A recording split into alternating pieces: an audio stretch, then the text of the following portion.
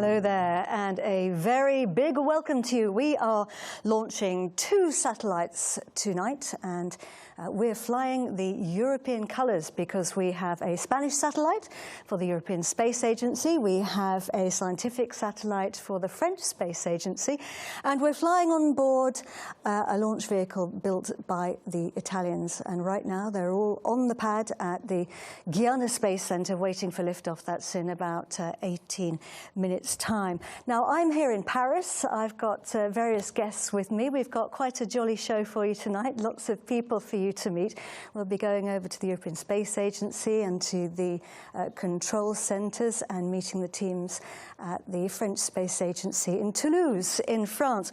But let's kick off by going over to the Mission Control Center in Kourou at the spaceport, and Stefan Israel is there. Stefan is the CEO of Arianespace. Stefan, thanks very much indeed for joining us. How are things going there in Kourou?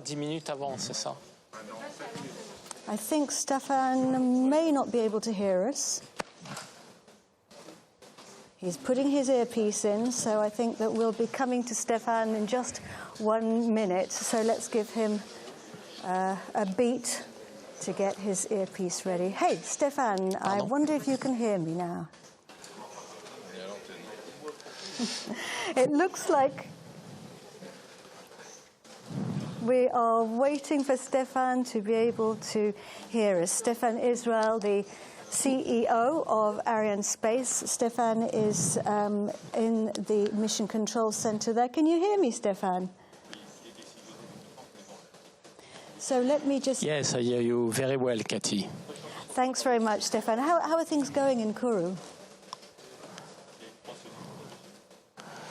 Well, things are going very well. We are now just waiting for the latest news of the weather, because we have just had a red link to a risk of lightning, and you know that this is a risk we cannot make because this is a risk for the integrity of the launcher. So we will know in a few minutes, 10 minutes before launch, if this red becomes green, which in this case would be favorable for tonight, or if we have to wait up to tomorrow to make a new tentative. So we will know that in a few minutes. Okay, well, while we are waiting for that, Stefan, do you want to just tell us a little bit about the flight team who you have with you tonight? Yes, definitely. So we are here in the Jupiter Control Center, and we have all the teams which are involved in this launch. And we have at this desk the team of Arianespace. So we have with us Marino Franito, who is the head of the Vega business unit. So Marino is with us. He's a member of our EXCO. We have Bruno Gérard, our director d'établissement. We have Ettore Scardoccia, who is the CTO of Avio. And we have as well Roland Lagier, who is the CTO of Arianespace, and with us, but she will come in a few minutes. So we have Claudia Flotteux, who is a new member of our executive committee in charge of Arianespace operations. And welcome to them all. And Stefan, tell us about our satellites. So tonight we are going to launch 2 satellites. We are going to launch SEOSAT-Ingenio for ESA and for Spain for the CDTI. It's a satellite about environment and Earth observation, and we are going to launch Taranis, which is a scientific satellite which will help us to better understand the storms. And this satellite is for CNES, the French Space Agency. And we look forward to that. Stefan, thank you very, very much indeed for joining us. We're going to let you go now so that you can take care of the latest news. Stefan Israel, thank you very much indeed. So it's a big day for Spain. Let's find out and hear from the Director of Earth Observation at ESA.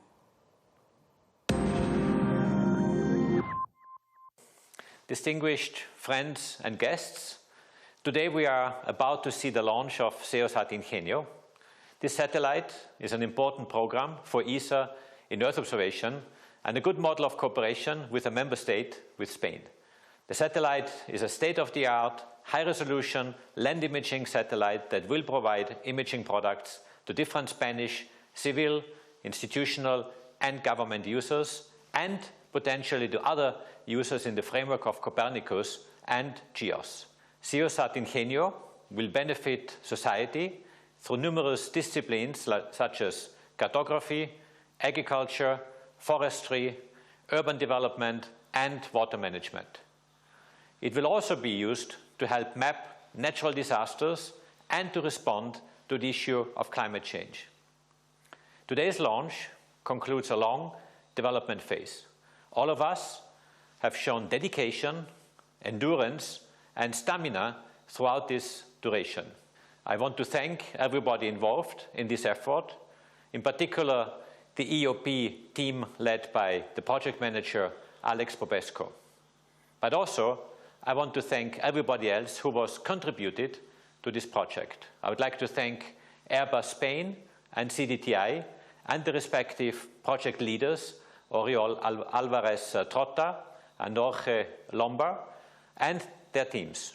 All of you have done an excellent job, and your achievements are even more impressive when you consider the adverse circumstances introduced recently by the COVID-19 crisis that you have had to deal with. I thank you really for that. SEOSAT-Ingenio epitomizes the excellent cooperation between ESA and its member states, Spain in this case. While the overall programmatic and financial responsibility is with CDTI, ESA was entrusted with the technical and contractual management of the program.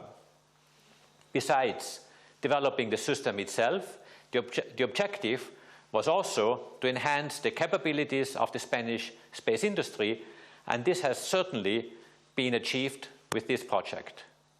Beyond the Spanish primes of the satellite, the instrument and the ground segment, almost the entire range of Spanish space companies has been involved. There are 17 of them. They have demonstrated their unique competencies, which are a precious and indispensable asset to European space activities. This program has been a step in a steady, continuous increase of industrial competencies for Earth observation in Spain, but also towards an increased role of Spain in the field of Earth observation overall. Spain has invested heavily in this field since the last ministerial meeting in Seville, also in the European Copernicus program. This is providing great return to the country in terms of industrial contracts, like the prime contractorship of the Sentinel expansion mission LSTM, just finalized and signed these days, but also in terms of benefit to users and value for the scientific community. As ESA's Director of Earth Observation Programs, I'm happy and proud of ESA being part of the SEOSAT-Ingenio family, and I'm looking forward to a fruitful mission for the benefit of Spain, of Europe, and of the entire planet. Thank you very much.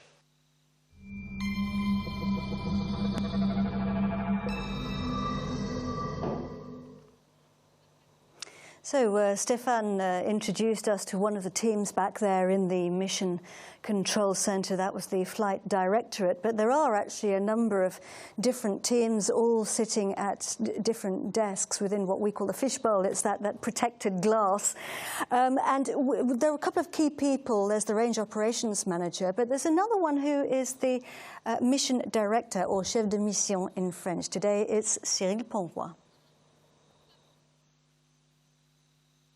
Cyril, c'est quoi votre rôle? Ça veut dire quoi être chef de mission? What's your role, Cyril? What's a mission director? Au profit des satellites, avec en interface d'un côté l'équipe lanceur et la base spatiale.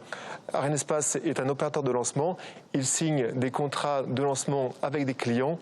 Il signe un contrat avec un prime qui va fournir un lanceur, une fusée, et il a un contrat de support opération avec le CNES CSG pour la mise à disposition des ensembles de préparation des charges utiles. À ce titre-là, on manage la campagne au profit des clients. Et le jour du lancement, le J0, c'est quoi votre rôle? Au J0, on a d'un côté les satellites qui sont prêts au lancement sous la coiffe.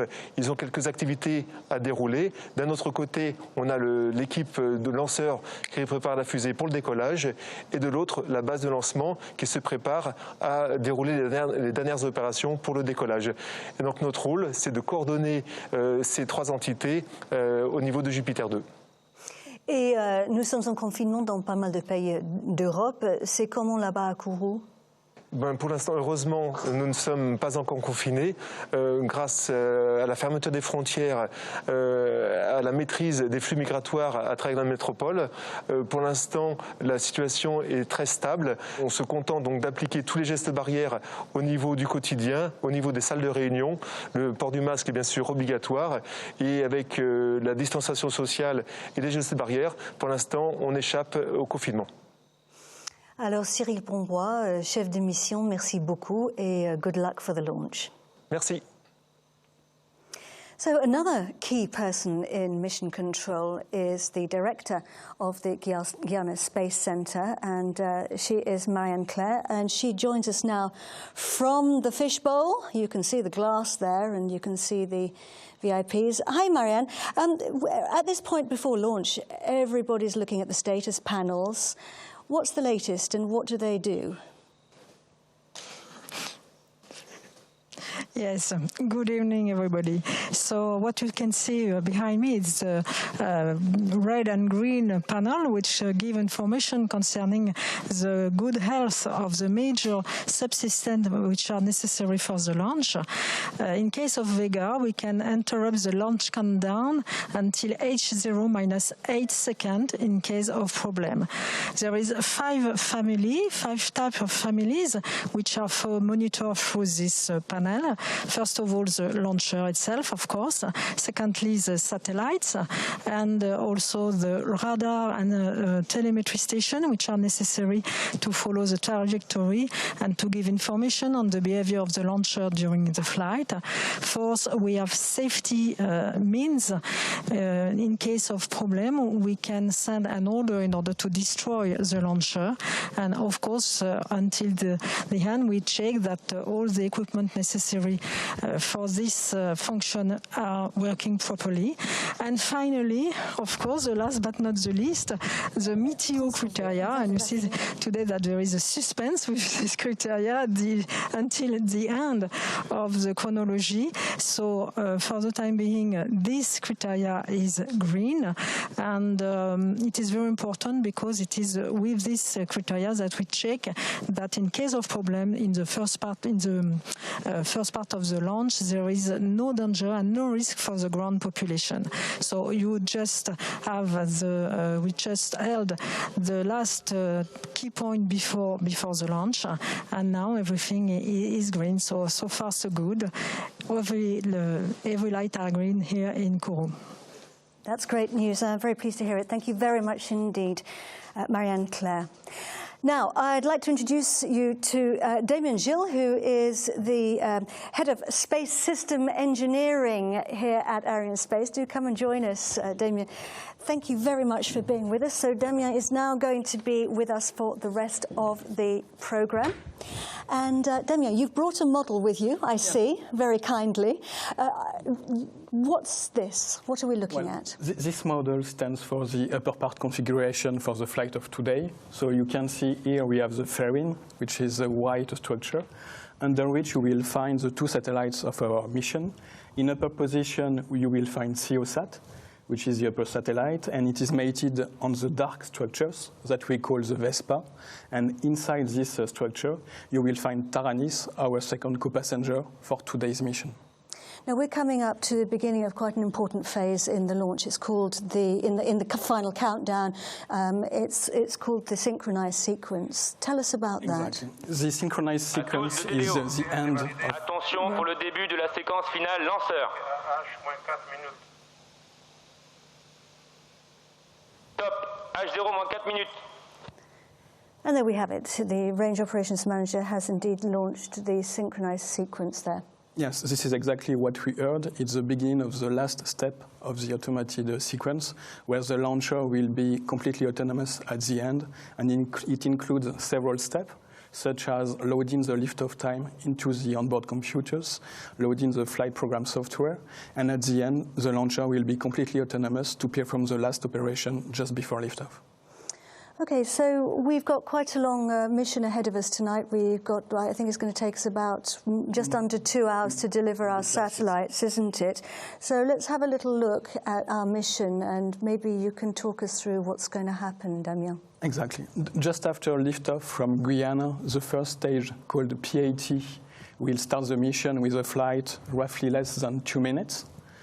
Just after, we have the second and the third stages that we call Zefiro-23 and Zefiro-9 that will increase the launcher velocity thanks to the use of their own propellant consumption and separation of the stages. The fairing is jettisoned at the beginning of the Zefiro-9 flight. We have then the separation of the Zefiro-9 based on an acceleration criterion. And we have the first ignition of the AVUM, which is the upper stage, for around 6 minutes. It will allow us to inject the launch vehicle onto an intermediate orbit, during which the launch vehicle will be circularized thanks to the second ignition of the AVUM boost just prior to separation of the upper satellite, SEOSAT-Ingenio. After separation of SEOSAT-Ingenio, we will have the separation of the Vespa upper part a few minutes later, and then we will get prepared for the injection onto the next orbit with the help of the third AVUM boost, which will put the launcher onto another intermediate ballistic phase. At the end of this ballistic phase, we have a fourth AVUM boost that will allow us to circularize the orbit prior to injection and separation of our second passengers, Taranis.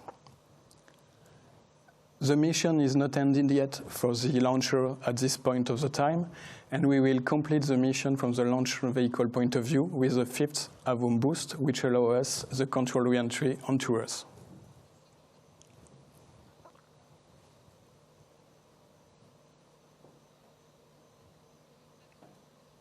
There we go. So, yeah, thank you very much. There's quite a mission tonight and lots to look forward to. We have just heard from the Range Operations Manager that we are 1 minute to launch, and we are orbiting SEOSAT-Ingenio for Spain and the European Space Agency, and Taranis for the French Space Agency, CNES, and for the scientific community. We're going to sit back and watch now and wish best wishes to all the teams.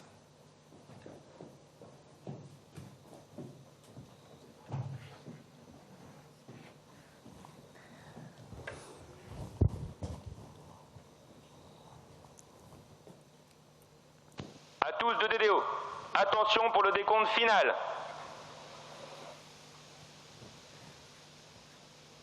10, 9, 8, 7, 6, 5, 4, 3, 2, 1, top. Allumage P80 et décollage Vega17, SEOSAT-Ingenio et Taranis.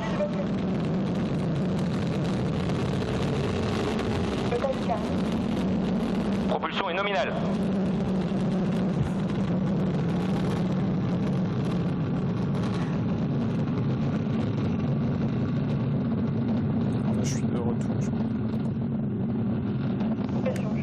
Tous les paramètres à bord sont normaux.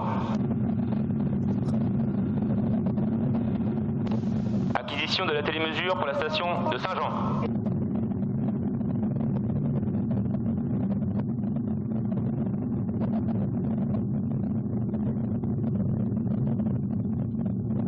And they are off. SEOSAT-Ingenio and Taranis are on their way. Vega, flight number 17, is blazing a trail towards space over the night skies of of the Amazon rainforest. And the range operations manager is telling us that everything is going well. And according to plan, we've broken the sound barrier, haven't we, Damien? Exactly. After 30 seconds of flight, the launcher velocity gets above the velocity of the sound, Mach 1. And the job of the first 3 stages is to get us away from the Earth. Exactly. We take advantage of all the energy of the propellants that are stored on the 3 first boosters in order to get away from the Earth's gravity as fast as we can. Because, of course, the Earth's gravity is what makes us stick to Earth, stick to our planet, but it also makes it quite difficult to leave it. And we can still see the launcher there, that dot in the sky, just going into the distance, deep into space now. This is the separation of the P-80, the first stage. Exactly. Et allumage Zefiro 23.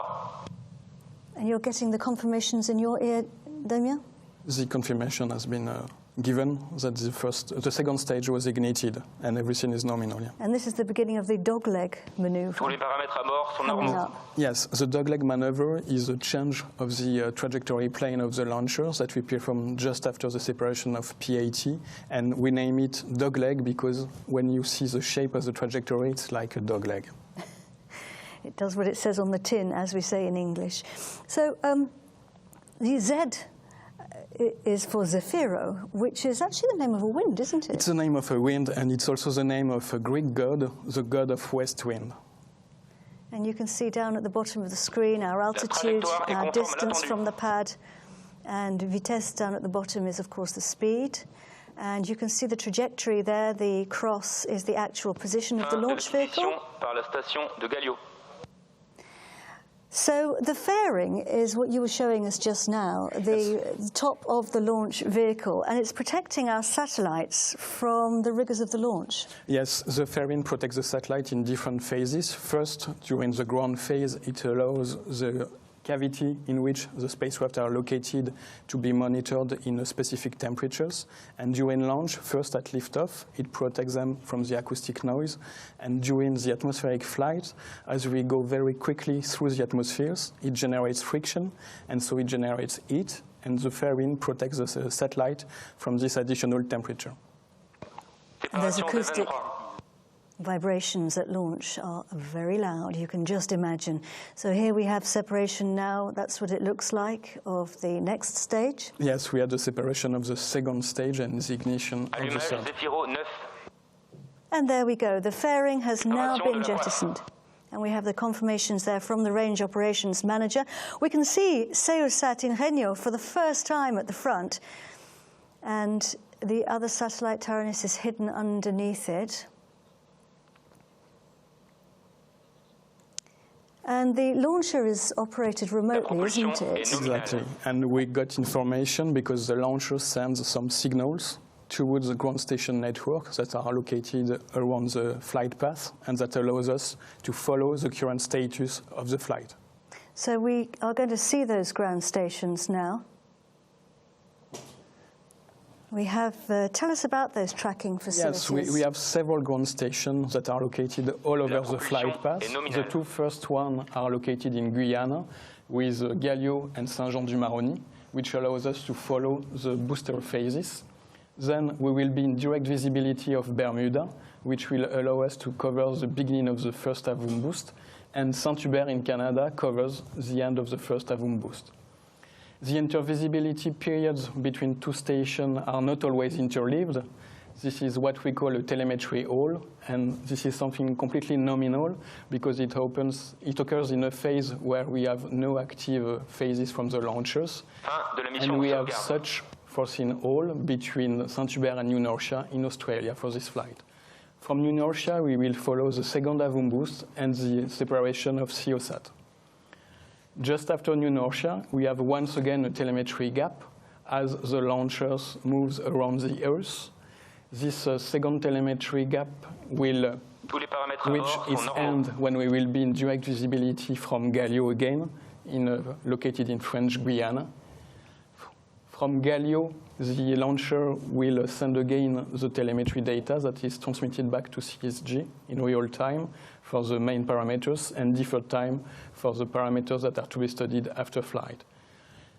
we have a slight telemetry hole before being again in visibility from Bermuda and from Saint-Hubert, where we will complete the mission from the launcher. Okay, so we are now 6 minutes and 17 seconds into our flight. We are traveling at a speed of nearly 8 kilometers per second, which is just phenomenal, really, when you think about it. He's telling us that everything is going well. And we have separation there of the Z9. And we're really entering the next phase now. The main propulsion phase of the launch is over. We're going into the next phase of the flight, which is to deliver our satellites. I believe we're getting ready to pick up the signal in Bermuda. Yes, we are currently getting the signal from Bermuda. And Bermuda is located in the Caribbean island, as you have seen before on the maps. And this station is a kind of historical because it was already involved on Mercury programs for NASA and also in the Apollo lunar program. So it's a kind of historical location for space. Now, just tell us about our orbits. Where are we? Where is the Avum upper stage going to take? As we are on a mission where Earth observation is of utmost importance, we will inject our 2 satellites onto an orbit that we call... Sorry, I just heard there we had acquisition in Bermuda while we were talking. Sorry to interrupt you. So we will inject them onto sun-synchronous orbits. This is a kind of orbits where the satellite passes over the same point of Earth always at the same time. And this is why these kind of orbits are very important for Earth observation, because you have always the same illumination from the sun. So we're coming up to the next point now, which is the switching on of the Avum upper stage. I call it Avum in English, and of course the French call it Avum.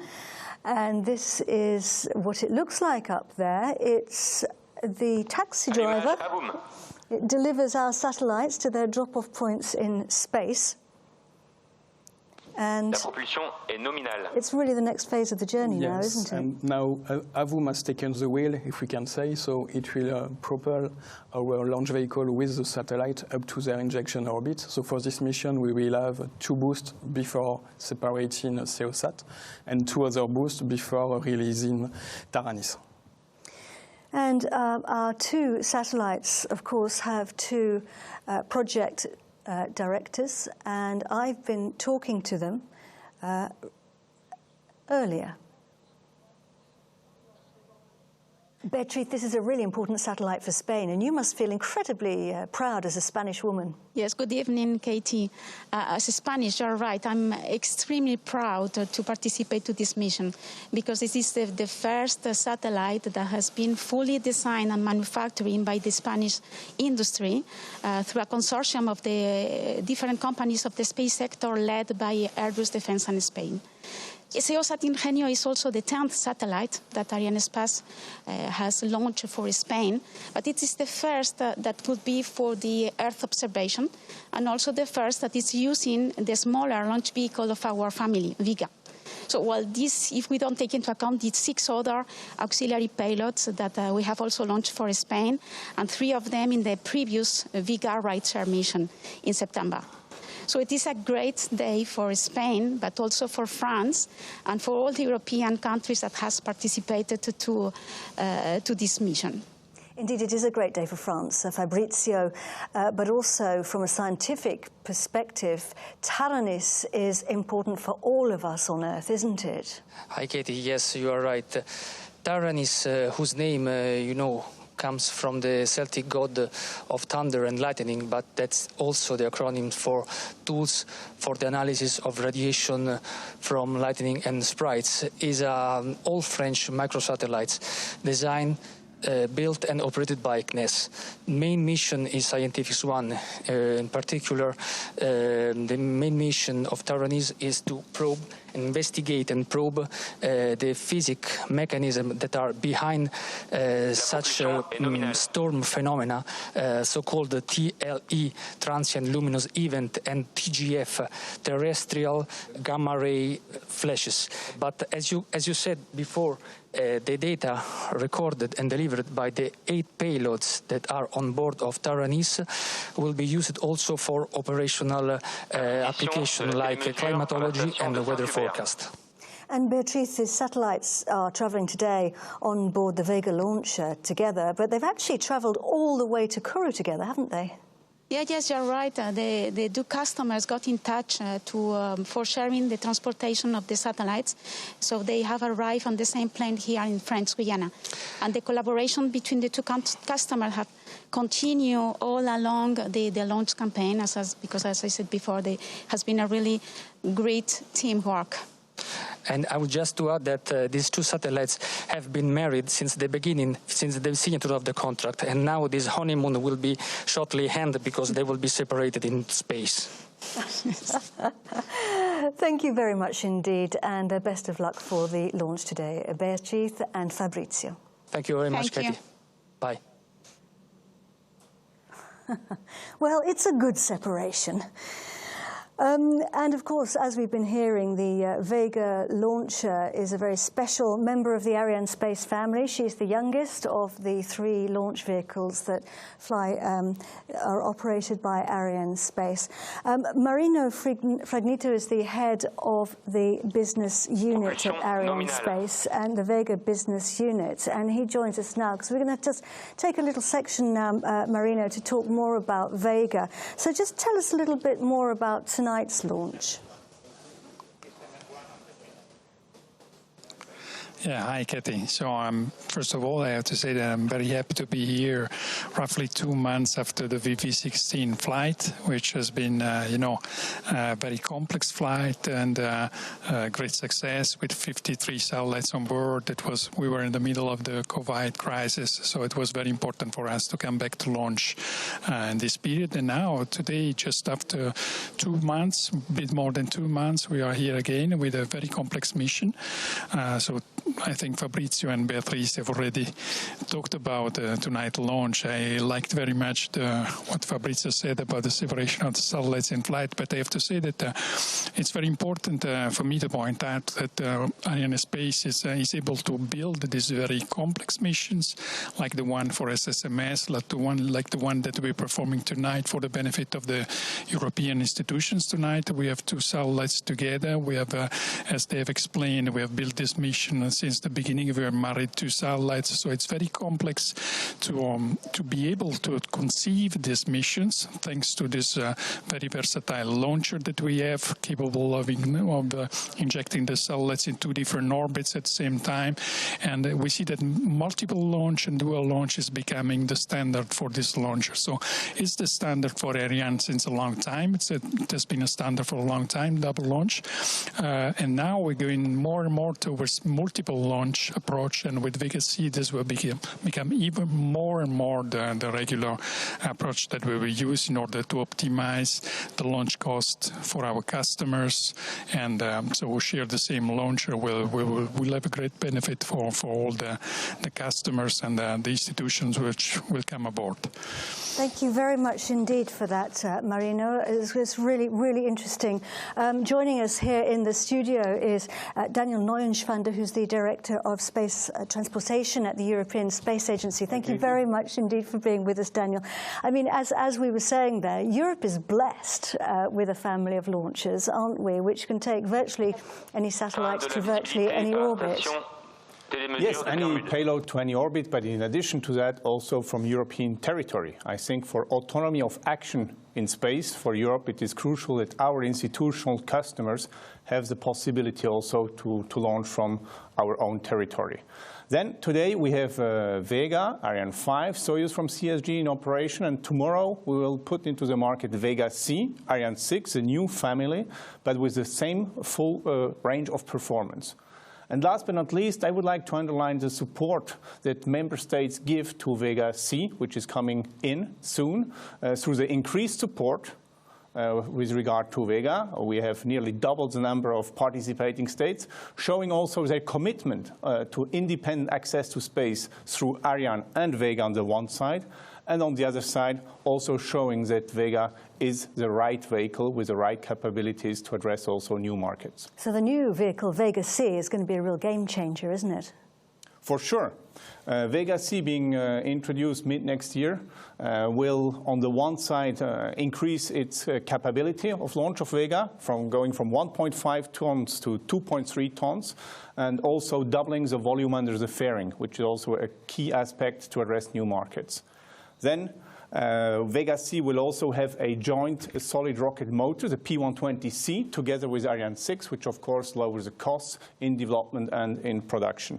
And last but not least, Vega C will have the opportunity to launch ride shares. Marino just spoke about the last Vega launch, where we had a proof of concept of a new adapter allowing us to launch 53 satellites. This is now done. Vega C will be able to address this on a regular basis, and on top also new missions like Space Rider. Well, tell us a little bit more about Space Rider. Well, Space Rider is really a new first, because it's Europe entering a new area. We will have now the first reusable space transportation system for in-orbit servicing and also return from space. And this will allow to address and open up new perspectives, new markets. The spacecraft will have roughly the size of 2 minivans, stay in orbit for a couple of months, 2-3 months, and then come back safely on Earth, be refurbished and launched again. That's really exciting, very, very exciting, and something to look forward to. So, Daniel, thank you very much indeed for joining us in the studio. So, we are going to go now to a film about French Guiana, because the Guiana Space Center is in French Guiana, which is in South America.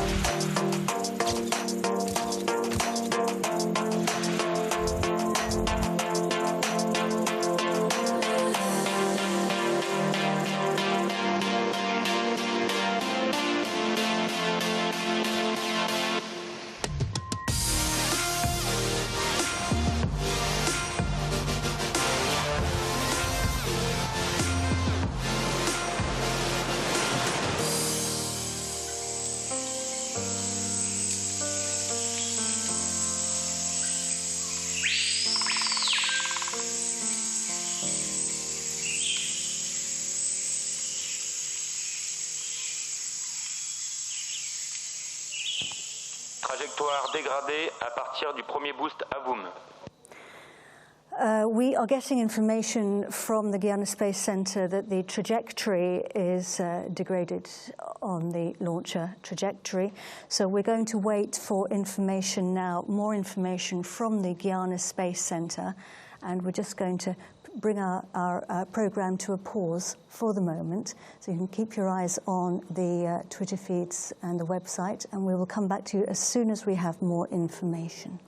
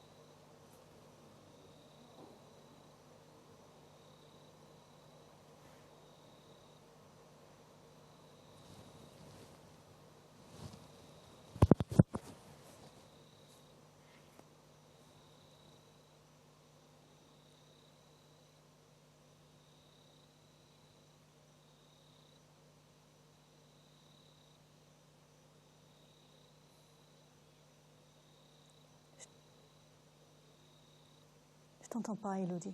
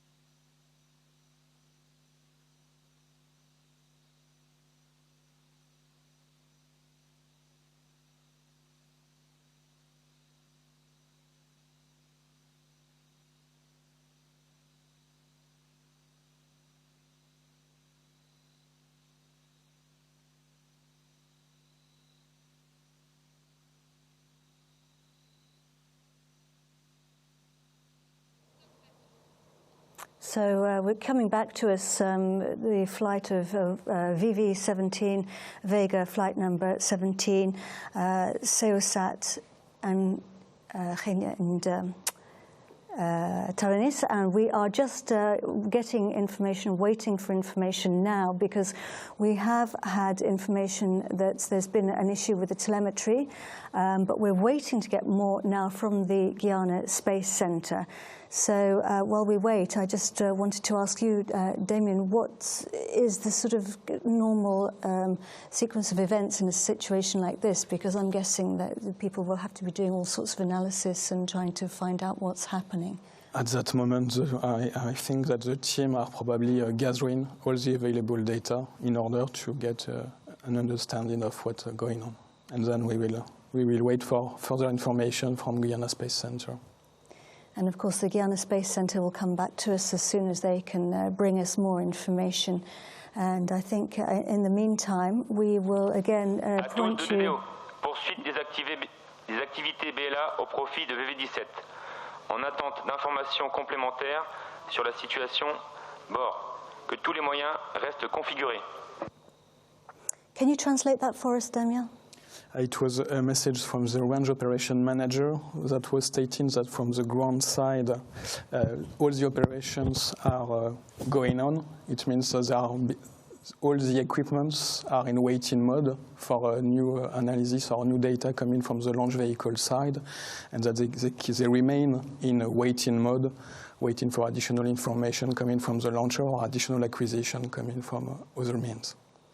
So let's just remind everybody of our two satellites on board. We have SEOSAT-Ingenio, which is a Spanish satellite of the European Space Agency, and we have Taranis, which is a scientific satellite for France, for the scientific community, and for the CNES, which is the French Space Agency. Just a sort of a recap of events so far. We did have a red weather at the beginning, but that then resolved itself, the weather status panel, and we were able to launch on time, but we are now waiting for more information because all the teams are probably working on now, from different sites, from different entities, from the CNES side, from Arianespace, from Avio. In such a difficult moment, all the teams gather together to put all their efforts in order to try to understand and to get all the data on the table in order to get a clear status of what is going on. So we will point you again towards the Twitter feeds, the Arianespace website, and we will just take another pause now in our program. Have we got more information? No. We will take another pause in our program and come back to you shortly when we have more information. Actually, one thing we can talk about, which is something that's been done, which is a really interesting subject, is the tests that have been done for Vega. We just to explain to everybody, we have the Vega upper stage has an adapter, doesn't it, which you were telling us about. Yes, for this flight we had a specific adapter between Taranis and the launch vehicle. It is called the PASS 610S. So 610 is the diameter of the interface between the adapter and the satellite, which is roughly 610 millimeters. And due to the sensitivity of the Taranis spacecraft to the shock environment, specific tests have to be performed in order to demonstrate the compatibility of the satellite with the environment generated by the launcher. So the tests had, there were several tests in several phases. The first phase was basically to check a kind of fit check, what we call a fit check, that the satellite can be mated completely properly onto its adapter from mechanical point of view and electrical point of view in order to check that there is no interferences and that all the signals can be acquired correctly between the spacecraft and the launcher. And also a second part of the step that was to demonstrate that the spacecraft can sustain the shock environment generated by the launcher, because during the flight we have several separation events, so the P80 separation, Zephyro-23 separation, Zephyro-9 separations, and the separation of the fairing, of course, and the separation of the spacecraft from the launcher itself. The most dimensioning events usually correspond to the separation of the fairing, the separation of the Zephyro-9, and the separation of the spacecraft from the launcher. So Arianespace, together with CNES, put in place dedicated tests in order to check that the spacecraft was compatible with this specific shock environment, and so could sustain all the separation events during the flight. This is an approach that we applied on some spacecraft when we need to demonstrate specifically that the spacecraft can sustain this level of shock. In the case of Taranis, it was due to the fact that Taranis was derivated from a Myriad platform, which was a platform developed by CNES a few years ago, and this platform was developed according to specifications that did not take into account the Vega user's manual at that time, because it was not yet available. So we had to perform, I would say, a delta qualification, delta verification for the Myriad platform specifically for Taranis. Yeah, so there's been a lot of good tests going on there, and it's really interesting. And we're just hearing from I'm just hearing in my ear that we're hoping to hear from Stefan Israel shortly, the CEO of Arianespace.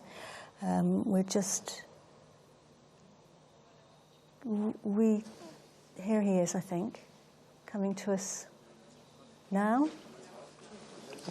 Hi, Stefan. Yes, hello, Katie. Hi, Stefan. What's the latest? Yes, so unfortunately, after nominal liftoff and after good ignition and separation of the three first stage and engines, we have observed a deviation of the trajectory after the ignition of the AVUM. So this deviation of trajectory is an anomaly. The altitude and the speed were not nominal, and we need now to wait for a new NORSA station acquisition to have more information to communicate on the final outcome of the mission. But for sure, this is an anomaly, and we now need to gather and to consolidate more information before coming back to you. Okay, thank you very much indeed then for that, Stefan. So we will come back to you hopefully when we get more information after that. And so thank you very much for that, Stefan. For sure, we will come back to you after having consolidated information. Thank you. Thank you, Katie. Thank you. Okay, so that's the latest news then. So we are going to need to wait for the next acquisition. So sometimes I guess there can be all sorts of reasons for telemetry not being received properly. But so Stefan has just said we're going to wait now until we get the information. We're hoping to see whether or not we can get more information at the next pass and when we go into the new range of the new Norcia tracking station. So we are.